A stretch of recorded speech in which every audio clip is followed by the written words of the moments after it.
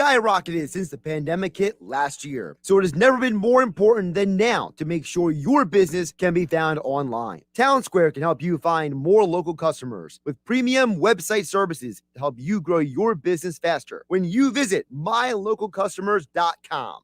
Don't wait. Visit mylocalcustomers.com today to learn more about how Town Square can help you grow your business. That's mylocalcustomers.com. We know sports. Oh, baby, a right hand jam. 97.3 ESPN, WENJ, WENJ HD, Millville, Atlantic City, a Town Square media station. This is Game Night with Josh Hennig on 97.3 ESPN and the free mobile app. Now, live from the Matt Black Kia Studios. What a move! Here's Josh Hennig. Hump Day Wednesday edition of Game Night on 97.3 ESPN FM and the 97.3 ESPN mobile app. Of course, we are live in your world on YouTube and Twitter at 973 ESPN. Boy, it's been a busy day in the sports world. A lot of high school sports news popping off today. So if you want to catch all that news and information, go over to 973ESPN.com right now. Today, for those who don't know, is National Letter of Intent Day for all sports that is not football. So I can explain that a little bit more a little bit later in the show if you're interested. But basically the way it works, today was the day a lot of athletes in our area started announcing where they are going to go to college. So we have a list up there at 973ESPN.com. The NJSIA announced they're getting rid of the Tournament of Champions. You can check out me ripping them for that because I think it's absolutely pathetic, their reasoning. So, and then, of course, we got our local news. We got the national teams, the Phillies, the Eagles. The Flyers are back in action tonight. Kevin Durso joins us live from the Wells Fargo Center coming up at 6:40 p.m. tonight as the Flyers are taking on the Maple Leafs. Flyers team is very interesting right now. A very interesting Flyers team moving forward with their schedule because the Flyers at 6-2-2 are kind of like right there in that range where you think they can be good. You're starting to get an idea what they can be, but they've been doing without Kevin Hayes and Ryan Ellis. When do they return? We'll find out from Kevin Durso coming up at 6:40 tonight. Also, it's a Weinberg Wednesday. Dave Weinberg will join us coming up at 6:15. Talk more about the Eagles, who I'm still annoyed with Jonathan Gannon. And, I have to respectfully disagree with people like with Jeff Mosher because he was on Football at 4 with Mike Gill on the Sports Bash earlier. I listen, I can't accept that Jonathan Gannon is doing enough. I can't accept that because, as you guys have heard me say before, this entire season, I have seen the Jekyll and Hyde act from these coaches. And at some point, I just can't accept this theory that they're doing the best they can, or they're putting their best foot forward, or they're trying to make it work, right?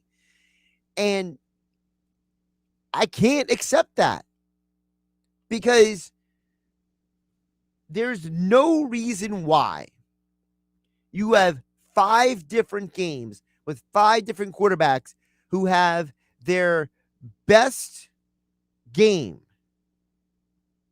against the Eagles. It's one thing to lose to Brady, Mahomes, Prescott, and Herbert. That's one thing. It's another thing to absolutely be ripped apart at the seams. I can't accept this idea that Gannon is trying his best. Because on one week, it works. Another week, it looks horrible. It just doesn't add up for me. And I don't think it's enough to just say, well, the players aren't good enough. I feel like we live in a world when it comes, and I wasn't planning on talking about this to open the show, but I'm going to talk about it anyway. We live in a world when it comes to sports where everyone wants the easy way out. Everybody wants to find the villain, the boogeyman, the person to point to and say, that's the reason why. And then when you ask them why, they don't really give you much of an answer. I'm tired of the cheap explanations for things. It's sometimes the easy way out is not the right way out. Sometimes the easy answer is not the right answer. Listen, I understand that there's a contingent of you guys out there that no matter what Howie Roseman does, Howie Roseman could save your parents from a burning building and you would still hate Howie Roseman with a burning passion. I understand that. But you can't tell me that under Jim Schwartz, who had worse cornerbacks, the Eagles had a better numbers in almost every metric in terms of rushing the passer and getting pressure on opposing quarterbacks. I understand there's no Brandon Graham. But at some point, you got to stop hanging on to that. At some point, Brandon Graham has nothing to do with it. At some point, Brandon Graham is not the reason why Jonathan Gannon's defense is allowing all these quarterbacks to absolutely rip them apart. I just don't understand why Jonathan Gannon thinks when he's asked about this, his answers are adequate. There's no sense of urgency. There's no critical thinking answers. It's just, we got to do better as coaches. Well, duh. Anybody with a brain can figure that out.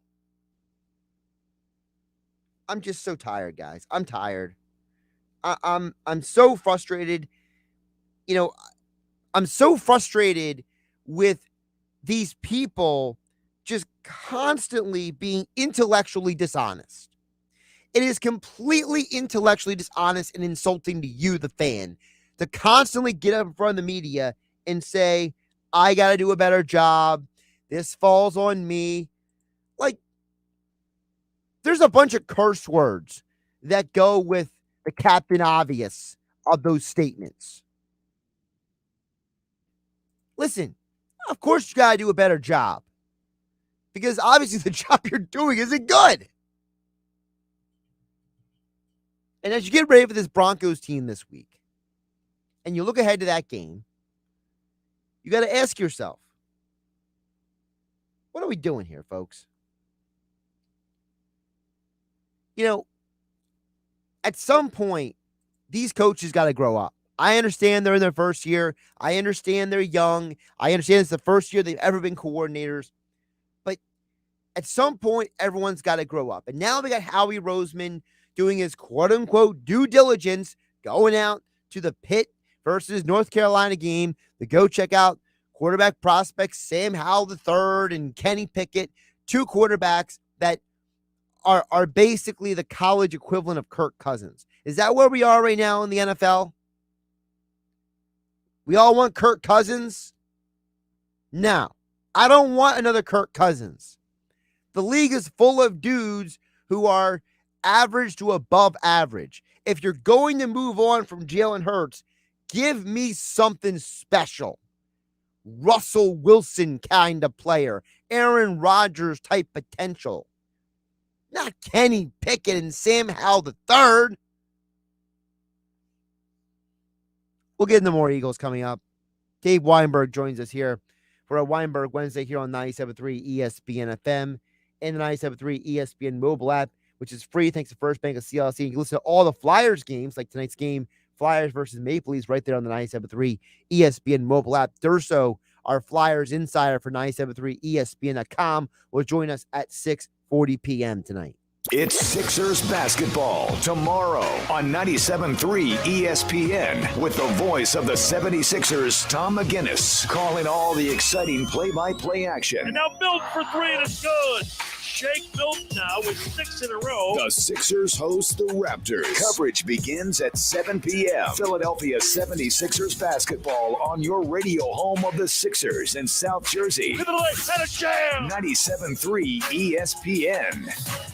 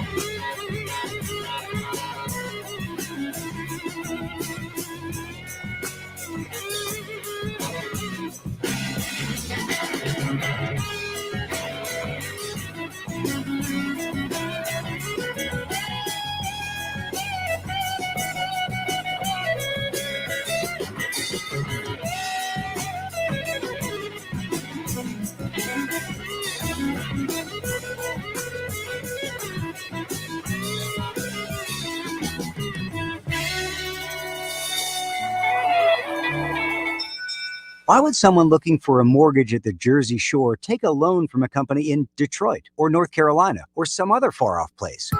Online mortgages promise a lot, but don't always deliver. First Bank of Sea Isle City knows the Jersey Shore. We are local lenders. We use local appraisers and provide in-house processing. We understand the unique obstacles of financing in Cape May County. Don't take a chance. Local banking is better. Let us guide you. First Bank of Sea Isle City. Member FDIC, Equal Housing Lender. You're listening to Game Night with Josh Hennig on 97.3 ESPN and the free mobile app. Josh Hennig hanging out with you. With your guys' thoughts and comments a little bit later in the hour. Text board is open, 609-403-0973. You can also DM the show through the 97.3 ESPN mobile app. Thanks to First Bank of CLC. We're also live on YouTube and Twitter at 973 ESPN. But joining us right now to talk more about, well, arguably the most frustrating thing in Philadelphia sports right now, in my opinion, is the Philadelphia Eagles. And for another Weinberg Wednesday, Dave Weinberg joins us right here on Game Night on 97.3 ESPN. Dave, how you doing today? I'm doing well, Josh. How are you? I'm doing well, although I think you had a better day than me because you got to play 18 holes of golf in shorts, and I was in the studio pretty much all day. So yeah, I can't pass up this kind of weather. This is awesome. I mean, listen, like you said on Twitter, if it looks this good weather on November, you can't not, right? That is true. Yep, absolutely. Well, I can't not complain about this Eagles team because, Dave, I'm at the point where I personally want to sit down the Eagles coaches and have a conversation with them, like off the record, just for my sanity's sake. Because, at some point, I don't care how young you are. I don't care how inexperienced you are at something. At some point, you have to stop being inconsistent. In 5 games this year, Gannon's defense has been absolutely eviscerated. And then the rest of the season, they play really good. And Dave, it's very simple to me. And I'm tired of hearing about how, he doesn't have the players or, he's trying his best. Dave, I don't care. I know my eyeballs see a team that looks at their coach and wonders, what the heck are you doing? Yeah, when you have a secondary that has Darius Slay and Steven Nelson in it, and you have a front four with Javon Hargrave and Fletcher Cox and Josh Sweat, you shouldn't be allowing quarterbacks to complete 80% of their passes like they've done 5 times this year.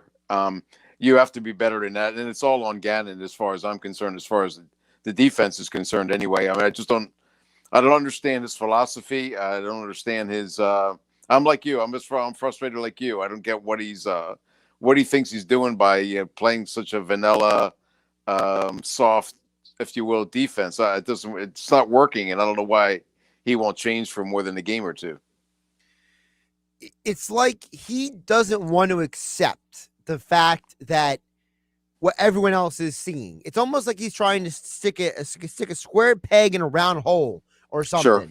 Because I don't understand, you're aggressive one week, and then the next week you start having guys like, I understand that when Darius Slay goes out and Zach McPherson is in the game, there's going to be a drop off, but then you compensate for it. You know what I mean? You don't just tell the whole defense to drop 15 yards back and cross your fingers and hope for the best. Right. Well, yeah, I understand. I've heard people saying, because Darius Slay was out of there, if he'd have been in, that wouldn't have made any difference in that last drive. No. I mean, Darius Slay was there the whole game, and they still completed 80% of their passes, went up and down the field at will in the second half, with or without him. That has no bearing on it for me anyway. I think he's been a disappointment personally, Darius says. I don't think he's been the shutdown corner that everybody's envisioned when they gave him this big contract. And Steven Nelson, same thing. I know he's on a prove it contract, if you will, but these guys were supposed to be shut down corners, and they're not reminding anybody of Lito Shepherd and Sheldon Brown or Bobby Taylor and Troy Vincent. That's for sure. The other thing that bothers me with the defense, Dave, is I understand there's no Brandon Graham. Right. And obviously that hurts. And I don't think that is a big loss, yes. it is a big loss, and I will not overlook that. But while I say that, however, yes. I heard for 5 years how much Jim Schwartz was an idiot, how he sucked, all this stuff. Yep. Under Jim Schwartz, the Eagles averaged 41.5 sacks per year. And last year, in a year where the Eagles they had their worst record in almost a decade last year. They were third in the NFL in sacks, top 5 in quarterback pressures. Yep. The fact you went from that level to basically bottom third of the league in almost every defensive pressure category on the quarterback is completely unacceptable. Yeah, I mean, I know the theory goes that, Justin Herbert got rid of the ball so quickly, and so did Jimmy Garoppolo and all these other guys. But that's what NFL quarterbacks do. You have to get there. No matter, I don't care how you get there, but you have to get there. You have to rattle these guys, because no matter who is back there, if you give them that much time or that, the opportunity, they're going to pick you apart. That's why they're in the NFL. Their quarterbacks are there for a reason. They're good guys. They're good passers, and they make quick decisions. They don't hang on to the football. So you have to figure out a way to get them out of their rhythm, how to get them out of their tempo and throw the ball before they want to or where they don't want to throw it to. And the Eagles aren't doing that. Dave Weinberg joins us for an edition of Weinberg Wednesday here on Game Night on 97.3 ESPN. Follow Dave on Twitter at Dave Weinberg 19. Check out all of his extra point columns over at 97.3 ESPN.com. On the other side of the ball, Dave, and I feel like a broken record at this point. I don't understand why people keep saying this, but I don't understand the Eagle fans who keep wanting to blame Jalen Hurts for what's going on. I mean, listen, Howie Roseman, the report came out today that he's going to go watch the Pittsburgh, North Carolina game on Thursday. Well, you know who's playing in the Pitt UNC game? Kenny Pickett and Sam Howell III. And to me, that's like, great. You're gonna go scout. You're gonna go scout the next Kirk Cousins, right? Like, to me, the only way I'm giving up on Jalen Hurts, and I personally don't want to, but I understand if you tell me you're getting Russell Wilson or you're getting Aaron Rodgers or you're getting somebody of like elite caliber. I'm not giving up on Jalen Hurts to get another Kirk Cousins type quarterback. Yeah, I was following the game on, obviously Sunday and then updating on Twitter, and that play that Jalen Hurts made in the fourth quarter, there aren't, maybe there's 1, 2, maybe 3 other guys, Lamar Jackson maybe, who could have made that play where he goes airborne, does a somersault in midair and gets the first down, then follows that up with a touchdown pass to tie the game. That to me was all you needed to see to know that Jalen Hurts is your guy. I mean, and as soon as I said it, sure enough, there's people out there. Well, he missed Devontae Smith on a pass in the first half. Nobody goes 100% for crying out loud. And yeah, are there throws unless you're playing the Eagles defense? right. Yeah, it's kind of funny because I had a friend of mine who was stuck in the parking lot after the Eagles game, and he was complaining that he was there for like 53 minutes and hadn't moved out of the lot. And I said, well, if you were driving against the Eagles defense, you'd be home already. So it's just yeah, I don't know why. I don't know what people have against Jalen Hurts. I mean, he's not an elite quarterback yet, but he's getting there, I think. Does he have bad games? Yes, he does. But look at the talent around him. The offensive line is under like 17th combination again. He has the kid has no time to throw, to think, let alone throw. The stuff that he's been able to do has been pretty impressive in my eyes, and I just don't. I'm like you. I don't get people's reluctance to show any confidence or give him any credit. The other thing is, I think that it kind of gets back to, I'm not making an apples for apples analogy here, but it's kind of like politics. It's the idea of if the politician that you like says something dumb, it's excusable. You're right. But if it's the other guy's candidate, then he's an imbecile. And I think there's a lot of people that Hurts is not their quarterback, right? He's not the guy that they wanted. He's not the guy that they liked or whatever you want to call it. Obviously there's some people out there who look at Carson Wentz and be like, they should have kept Wentz. There are some people who say they should have drafted somebody else or whatever the scenario is. I mean, there's even people I see online who are like, I would trade Jalen Hurts and they'd fill in a quarterback's name. And it's like, I understand that he's not the guy that you wanted or liked or preferred, but he is the quarterback. And to act like he's some bum, to me, makes absolutely no sense. No, I mean, he's on like his, I don't know, 8th or 9th offensive coordinator in as many years. He was forced into a situation that he really wasn't, I don't want to say ready for, but wasn't expecting last season. Now he's had a new coach and another new system and players who may or may not be the right fit for the offense. And so I think people should just get off his case and at least give him till the end of the year and then make the assessment as to whether you want him to be your quarterback moving forward or not. As of right now, I don't see anybody out there that's any better in the college ranks anyway. And I just wish people would just give the kid a break. Well, I wish they would give him a break because I've had to watch Eagles football my entire life, and I've had to see Randall get multiple chances in Philadelphia. I saw Donovan get multiple chances. I saw Kevin Cobb being given chances. I saw Mark Sanchez start in Philadelphia. Sam Bradford, remember, he was crowned before that season, 2016. Carson Wentz got multiple chances. Michael Vick, he literally got a second chance at life thanks to the Eagles. And it's like Jalen Hurts plays 10 games and everybody wants to run him out of town. It's like, I'm sorry, what happened with the last 30 years in Philadelphia? Right. I mean, unless they bring Nick Foles back, I'm all for that. But other than that, well, Nick Foles, I think, is pretty happy to be collecting a paycheck, having absolutely nothing out there in Chicago. True. I mean, at this point, I mean, honestly, I feel bad for Foles only on this front. I feel like Foles walks into that building and he realized that he's smarter than the head coach out there in Chicago because Matt Nagy, I mean, anyone who watched that Monday football game realizes that the Bears had a chance to get the Justin Fields, not because of the head coach. That's very true. Very true. By the way, he's smarter than the coach in Philadelphia, too. Listen, it very, very, very well may be possible because at this point, I don't even know what Sirianni says half time. He says stuff, and it's like, what are you doing, man? Who do you think you're talking to? Yeah, he just, I mean, what that fan did after the game was totally classless and absolutely shows ignorance. But yeah, he just, I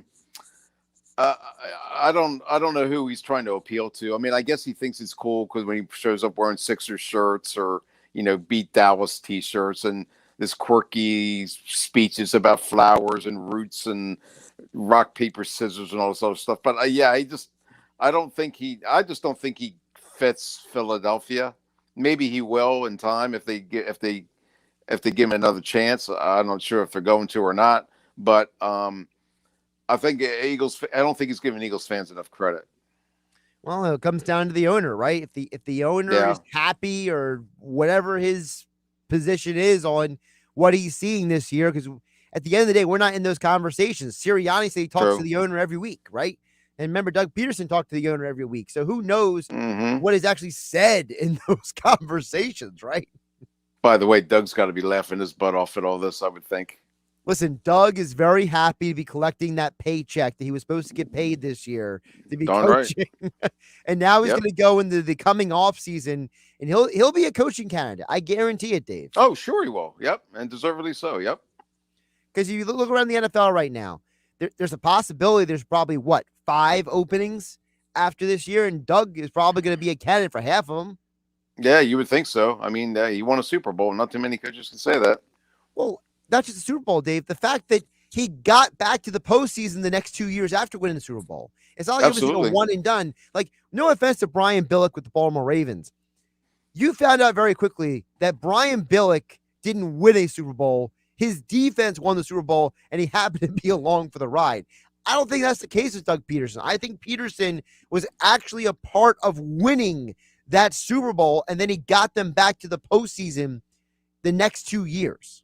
Right. I mean, Doug is an NFL head coach, and for him to do like you said, not only win the Super Bowl, but to keep it going, so to speak, with a haphazard roster, injuries, quarterback controversies, what have you. He definitely deserves another opportunity, and I'm sure he'll get it. He might even take over for Andy in Kansas City. I wouldn't be shocked if that happens. My only question about that is how long is Andy going to hang around for? Because I don't know if Andy's like ready to go just yet, kind of thing. You know what I mean? Right. Yeah, that's probably true. I feel like Doug is not going to want to wait around. Like I remember, he's getting some money for another couple of years, I think, isn't he? I don't know. I think it's this year and next year, and then the money is done. I got you. If I remember correctly. I mean, I'm not sure. I'm not sure he would want to just sit around and collect a paycheck. Doug's not that kind of guy. I think he's pretty competitive and has a lot of pride. I think he wants to come back as soon as he can to prove that the Eagles made a big mistake, which they did. Dave Weinberg joining us here on Game Night for another Weinberg Wednesday on 97.3 ESPN at Dave Weinberg 19 on Twitter.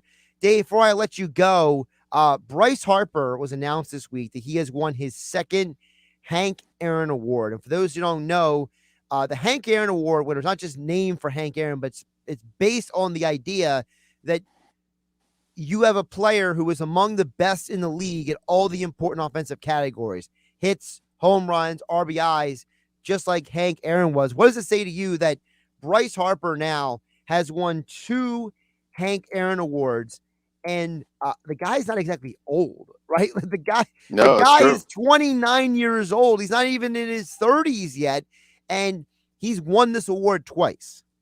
Yeah, I mean, he is definitely a generational type of player, along with Mike Trout and a couple other guys. He's proven himself to be worthy of that kind of stuff. He does everything you want a baseball player to do, whether it's hit, run, throw, steal bases, and lead a team. He's the unquestioned leader of the Phillies lineup, and like we've often talked before, how there's certain athletes who get Philadelphia and certain athletes that don't. Bryce is one of those guys who gets it.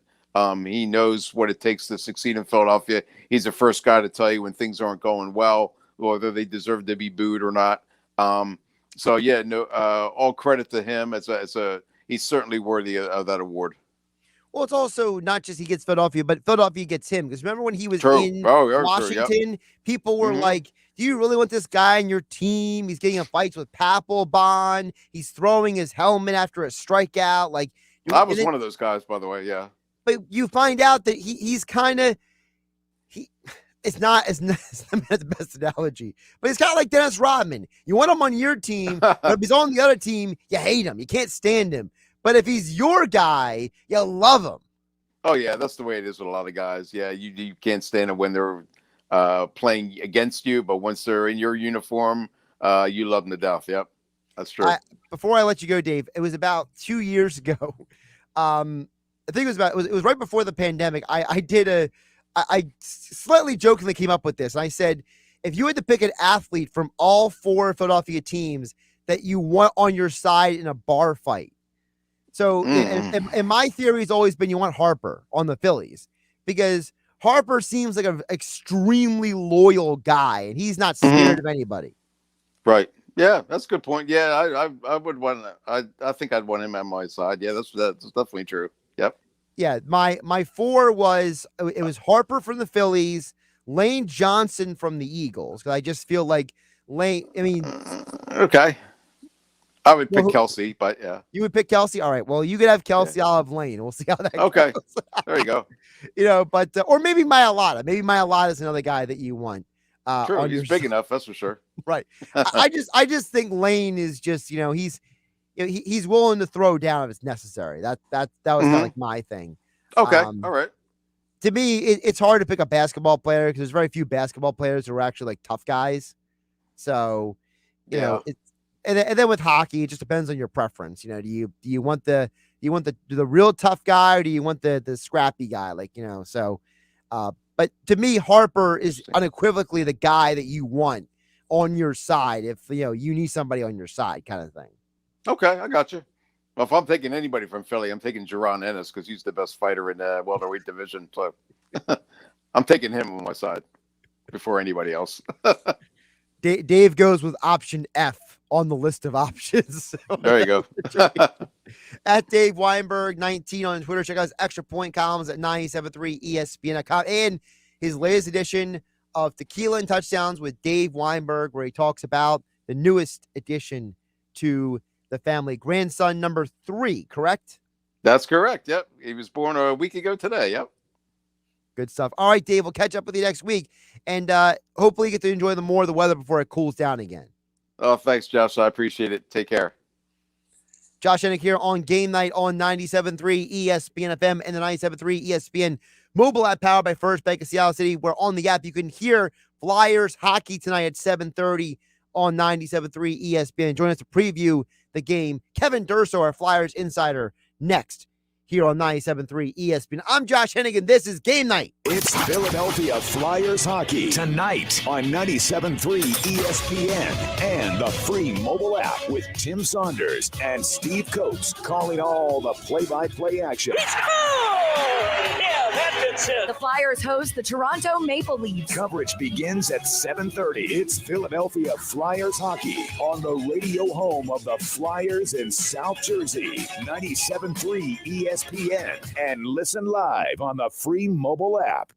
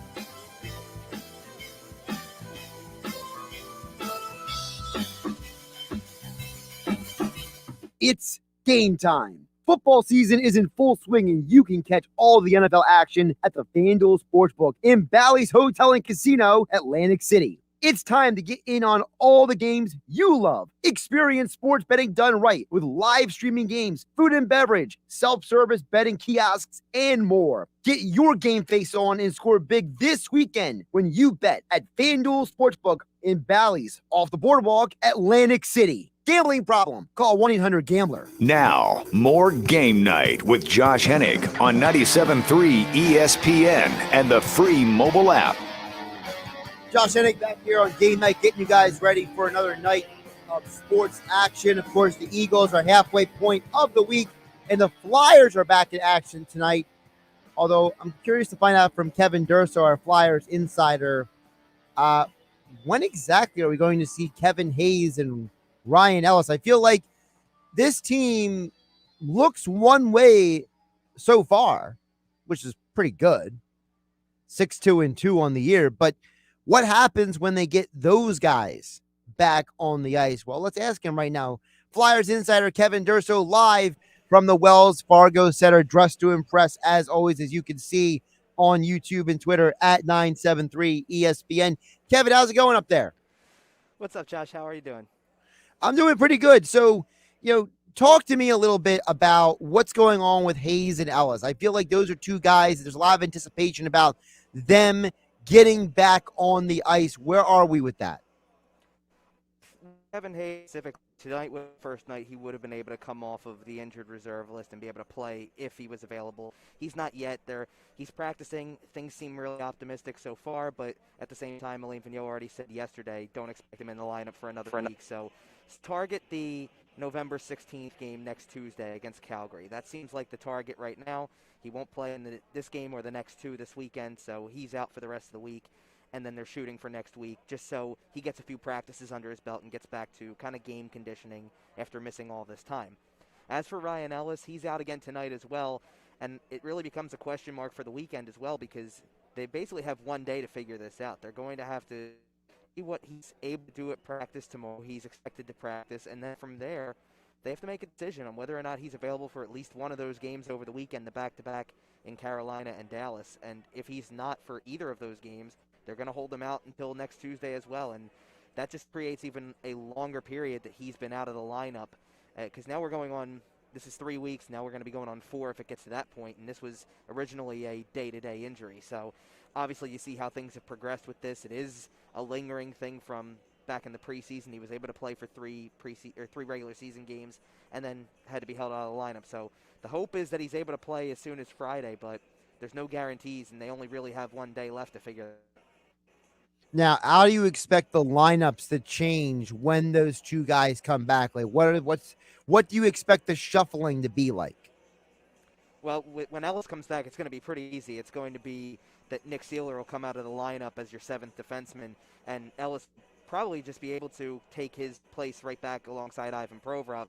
There is a possibility that if he were to play tonight, for example, there was a chance that he was able to play tonight, possibly as of yesterday. That changed going into today.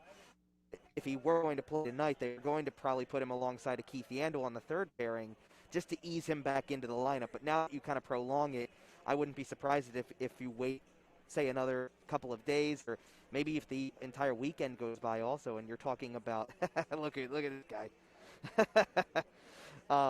If you wait the entire weekend and get to next Tuesday, maybe he's ready to just jump right back into that original role that he's used to having alongside Ivan Provorov.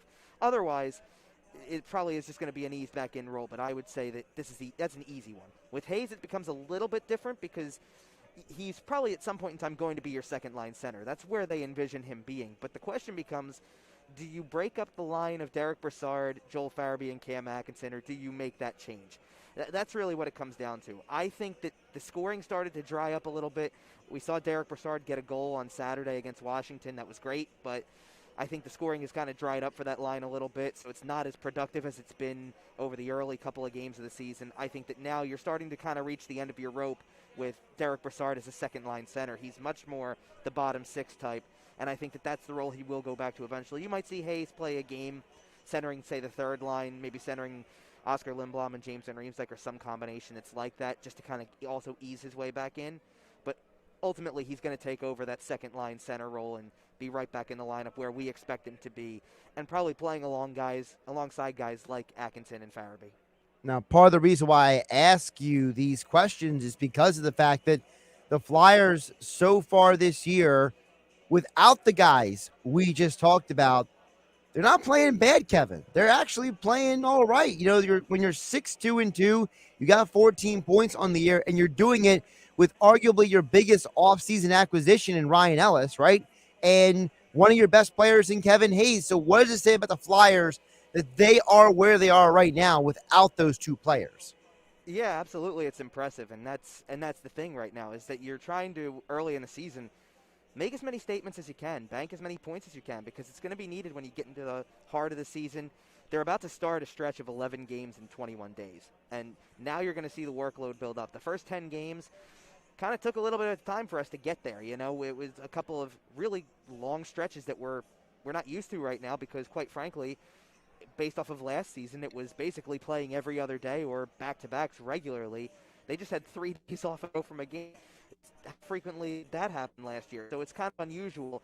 Now we're going to get into this. We're going to get into the back-to-backs. We're going to get into the 3 and 4s, that kind of thing, and you're going to need those guys back eventually, and the fact that closing in on that soon is certainly a good thing. But to be where you are right now, 6-2-2, and not just winning games, but I honestly think that the game that they played on Saturday in Washington was one of their best defensive efforts of the season, and it shows when you can put it all together like that and win a key game against a divisional opponent without those two guys. It shows that you have some talent on this team and you have some depth on this team, and the guys are stepping up and filling the void where they need to. I think it's so impressive, and it's why they were going to be willing to ease Ryan Ellis back in. What Justin Braun's been able to do in the last couple of weeks without Ellis in the lineup, having to jump up and play next to Ivan Provorov and be a top pairing guy. It's not typically what he is at this stage of his career, but he's stepping up and he's filling the void very well, and it's what's helped the Flyers win a lot of games so far early in the season. Flyers Insider Kevin Durso joining us here on Game Night on 97.3 ESPN at Kevin_Durso on Twitter. Check out all of his Flyers coverage over at 97.3 ESPN.com. Flyers and Maple Leafs tonight, 7:30 is the time of this game, not 7. So keep that in mind, folks, when you flip on your radio or your television to check out the Flyers tonight. Kevin, I mentioned acquisitions. If you would have told me that Cam Atkinson would have 6 goals on 31 shots this year, I would be thrilled, honestly. And I don't think anybody expected him to have as many goals on the year as the Flyers have wins so far. So what is your takeaways from what you've seen from Atkinson so far? Just that, a guy who's willing to shoot a lot. And, you know, he's not just taking shots just to take them. He's actually making a lot of key plays that they in the net, like you've talked about. One of those 31 shots that's not a goal was a big rebound that came right out to Joel Farabee in an early game, and that was a goal too. So if you're able to put up points that way and get a lot of good shots on net and it leads to production, by all means, it's great for the team. And when you have a guy like that who has that mentality that kind of was lacking from this team for so long, I mean, let's be real about this. He's got 6 goals, like you said, but he had 1 taken away against Arizona last week. He easily could have had a couple more. He had a partial breakaway in the Washington game. Like, he's had goals on his stick potentially multiple times this season outside of the ones he's actually scored. Like, he's got 6, but he could be pushing 10 easily already. And that just goes to show you what kind of skill forward he is. When he gets that opportunity, he's willing to take the shot and he's willing to make the play. And certainly it results in good things for the Flyers so far. And they're certainly going to hope that continues moving forward. Now, tonight they're taking on a Toronto team that on paper is arguably one of the most talent-deep teams in the NHL. But guess what? The Maple Leafs only have 1 more point on the year than the Flyers. And the Maple Leafs have 5 losses on the year. So how do we actually measure this game tonight versus Toronto? Well, it's definitely important to remember also, as you mentioned, they only have 1 more win, 5 losses on the season. They've played 3 more games than the Flyers have, which gives them a larger sample size, let's be honest. I mean, we know a little bit more about that team than we do the Flyers just because they have a larger body of work. I'm actually kind of interested to wait until warm-up start probably in about the next 10 minutes because we're waiting to find out whether or not John Tavares plays in this game. He's a game-time decision, and that's one of their key guys that on paper certainly stands out when you look at their roster. this whole month for the Flyers is really a big test, but this is the starting point for me. This was, you kind of got through, I'm not trying to take anything away from the divisional games last week, the Pittsburgh game or the Washington game. They were big tests because you're going to play those teams 4 times this year and need all the points you can get against them. So to get in 3 out of 4 is really good. But these are the teams that get talked about an awful lot. When you play Toronto, when you play Tampa Bay, Florida obviously already came in here and showed that there are no slouch this year. They're right up at the top of the league. Carolina's right up there too. You're going to get them in a short amount of time, 2 days from now, and then again later in the month. This is your time to really kind of show, and as we touched on already, when you are without Ryan Ellis and you're without Kevin Hayes, how good of a team are you? Well, you could really make a statement without those 2 guys in the lineup against a team like this, that coming in up until Monday when they lost 5-1 to LA, they were rolling. They had won 5 games in a row, and you're certainly going to get a team that's looking to just get right back into the win column, just like the Flyers have all year so far. I mean, they suffer a bad loss in one place or another. They lose 4-0 to Calgary. You come back, you win a game against Arizona. You lose that game in overtime in Pittsburgh. You come right back and win against Washington. They're not stringing together losses right now, and as of the past couple weeks, neither are the Toronto Maple Leafs, and that's really where you got to take this from here. Is these are 2 teams that have put together solid results early. They're hanging right around the top of the league standings in terms of points so far. So to see how you stack up against a team that's put together as many wins as you have so far on a young season. He's Kevin Durso, Flyers Insider for 97.3 ESPN.com. Follow him on Twitter at Kevin_Durso for all your Flyers and NHL coverage. All of his work, as I said, 97.3 ESPN.com. He is live at the Flyers game tonight. Flyers Maple Leafs at 7:30 p.m. Not the usual 7, so keep that in mind when you're flipping on the radio or turning on the TV tonight. By the way, we should let people know that after tonight, every Flyers game is on ESPN Plus the rest of the month. So just throw that little side note of useless information for everyone out there. Kevin, appreciate you jumping on. Enjoy the game, and we'll talk Friday night. Sounds good, Josh. Talk to you Friday. Josh Hennig here on Game Night on 97.3 ESPN. Of course, Game Night being brought to you by my friends over at the FanDuel Sportsbook inside Bally's Hotel and Casino in Atlantic City. Bet all the action style this season, football, basketball, and hockey if you want to. College basketball last night, all at the state-of-the-art FanDuel Sportsbook just off the boardwalk inside Bally's Hotel and Casino in Atlantic City. Gambling problem, call 1-800-GAMBLER. By the way, I was sweating last night. I told you guys to take the points at the Milwaukee Sixers game last night, and Milwaukee barely hung on to cover that thing. I mean, at halftime, I was like, oh my goodness, this game is going the opposite direction. I thought Giannis picked it up. He went out there, had a huge game last night, so we covered, but barely. FanDuel Sportsbook, Dallas Hotel Casino Atlantic City. Before I let you guys go, Dan EHT chimed in a little bit earlier and says, Josh, what I expect from Gannon is that he is what he is, Josh. He's not good enough, which is entirely what the team is. They are not good enough. The coaching isn't good enough. The players are not good enough. That's from Dan EHT. Listen, I can't deny that the team is not good enough. I thought that'd be a 7 or 8 win team. They can still get that this year. It's not, I never thought they were going to be a great team this year. I just know that when you play well in certain games and not well in other games, the Jekyll and Hyde act is like nails on a chalkboard. It's driving me nuts. All right, Flyers hockey tonight, 7:30 p.m., 97.3 ESPN. I'll be back tomorrow at 6. Have a great night, everybody.